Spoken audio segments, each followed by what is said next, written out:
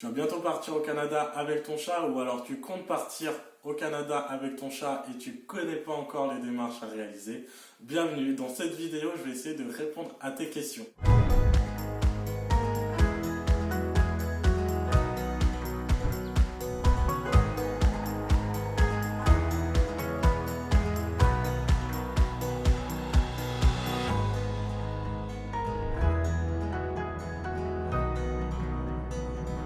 Salut à tous, j'espère que vous allez bien. On est beaucoup à vouloir partir avec nos animaux au Canada, chat, chien, lapin, etc. Dans ma dernière vidéo, je vous disais qu'on partait avec notre chat et comme beaucoup, on s'est posé plein de questions sur les démarches pour partir au Canada avec notre chat. Quelle compagnie choisir? Chaque compagnie aérienne a ses propres restrictions pour le transport d'animaux. Certaines compagnies acceptent les animaux en cabine jusqu'à 6 kg, quand d'autres vont jusqu'à 10 kg. Et certains transporteurs refusent simplement de faire voyager votre animal. Je vous mets en description un lien qui regroupe quelques compagnies aériennes et leurs conditions pour le transport d'animaux. Aujourd'hui, je vais vous parler des conditions avec Air Transat. Tout simplement parce que c'est cette compagnie qu'on a choisie et ça sera plus simple de vous en parler. Donc avec Air Transat, il n'y a pas besoin de certificat de bonne santé. Le vaccin anti-rabique, donc le vaccin contre la rage, doit être à jour. Le tatouage et la micropuce n'est pas obligatoire. L'âge minimal du chat doit être de 12 semaines. Et le voyageur voyageant avec le chat doit être âgé de minimum 16 ans. Air Transat vous autorise à voyager avec votre chat en cabine depuis l'été 2018. Il faut pour ça que votre sac de transport plus le chat fasse moins de 10 kg. Seuls les sacs étanches et ventilés à parois souples sont autorisés. Pour le prix, nous avons payé entre Paris et Montréal 72 €, mais ça dépend des vols. Ensuite, il n'y a pas de conditions particulières. Le prix varie entre 51 et 188 € en fonction des vols. Quel sac ou caisse de transport faut-il choisir? Pour voyager en soute, il faut choisir une caisse de transport aux normes IATA. Les dimensions maximales d'une caisse de transport chez Air Transat sont de 81,3 x 122 x 84 cm ou 81,3 x 122 x 89 cm. Donc vous n'aurez aucun problème de trouver une caisse de transport pour votre chat. L'essentiel, c'est qu'elle soit aux normes IATA tout simplement. Pour le voyage en cabine, contrairement au voyage en soute, Air Transat exige seulement le sac de transport, donc pas de caisse, avec des dimensions maximales de 21,5 x 40 x 45. Et là c'est un petit peu compliqué parce que c'est pratiquement impossible de trouver un sac de transport avec moins de 21,5 cm de hauteur. Nous avons pris ce sac de transport. Ce qui est intéressant dans ce sac de transport, c'est qu'il s'ouvre des deux côtés. Donc on peut voir, ça offre du coup beaucoup plus de place au chat. Voilà, ça offre beaucoup plus de place au chat et plus de confort. Ce qui est aussi très intéressant, c'est le matelas du sac. Donc, on peut le voir ici, le matelas du sac est déhoussable. Donc on peut le laver très facilement. Hop, voilà, on peut enlever la plaque.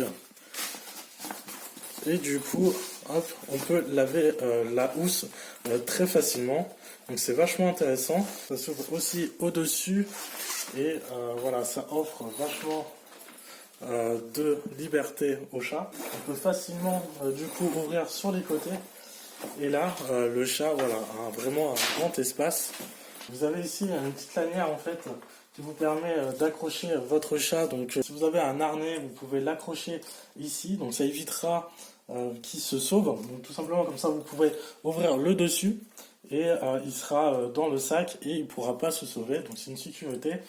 C'est vachement pratique. Vous pouvez l'ouvrir aussi des deux côtés. Donc ici vous avez encore un rangement.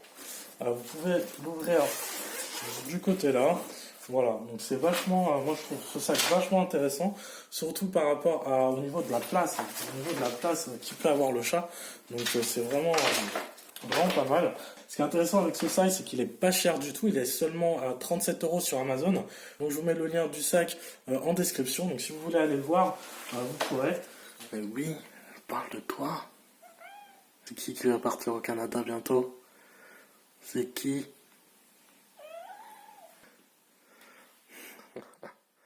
Pour la réservation, c'est très simple. Il vous faut dans un premier temps trouver le vol qui vous convient, puis appeler la compagnie aérienne, leur donner le numéro de votre vol et demander s'il reste de la place pour votre animal dans l'avion.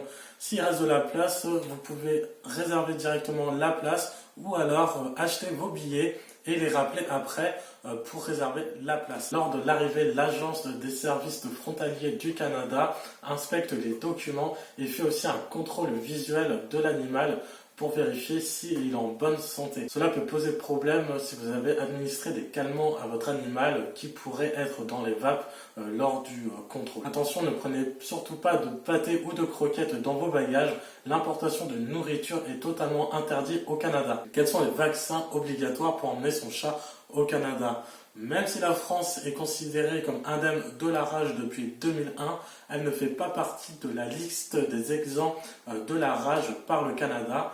Il en va de même pour les Belges qui sont également concernés. Pour faire entrer votre chat sur le territoire canadien, il est important de le faire vacciner contre la rage et de présenter le certificat de vaccination. Il faut compter environ 50 € pour le vaccin. Faut-il un passeport pour faire voyager votre chat vers le Canada? Le Canada ne l'exige pas car ça n'existe pas chez eux. Les animaux n'ont qu'un carnet de santé. Toutefois, cela étant obligatoire pour un voyage au sein de l'Union européenne, il est plus prudent de faire un passeport à votre animal. Cela vous coûtera seulement 20 € et c'est votre vétérinaire qui s'en chargera. Il n'y a pas de délai d'attente à prévoir, il le fera directement lors du rendez-vous. Profitez d'être au vétérinaire pour faire un check-up complet de votre animal et de voir si tout va bien. Ça coûte rien et ça peut vous rassurer. Trouvez une location Airbnb ou un appartement avec des animaux. Beaucoup de propriétaires refusent les animaux dans leur annonce, mais je pense qu'il ne faut pas s'arrêter à ça et quand même envoyer un message. Vous n'avez rien à perdre à envoyer un message directement au propriétaire en lui disant que vous avez un animal, surtout ne pas mentir et vous verrez la réponse. Vous pourrez avoir un nom catégorique ou alors une réponse positive avec quelques conditions. Nous par exemple, nous avons vu 3 appartements à Montréal en Airbnb. Sur les 3 appartements, aucun n'acceptait les animaux. Nous avons donc quand même envoyé 3 messages aux propriétaires et sur les 3 propriétaires, 2 nous ont répondu et c'était 2 réponses positives. Une propriétaire qui a accepté sans conditions particulières et une autre propriétaire qui a accepté mais avec quelques conditions. Elle nous a tout d'abord demandé si le chat était dégriffé. Car il faut savoir qu'au Canada, c'est légal de dégriffer un chat. En France et dans plusieurs pays européens, c'est illégal depuis 2004. Il lui a répondu qu'il n'était pas dégriffé car c'était pas légal en France et ça n'a pas posé de problème. Les 2 autres conditions étaient simples et logiques.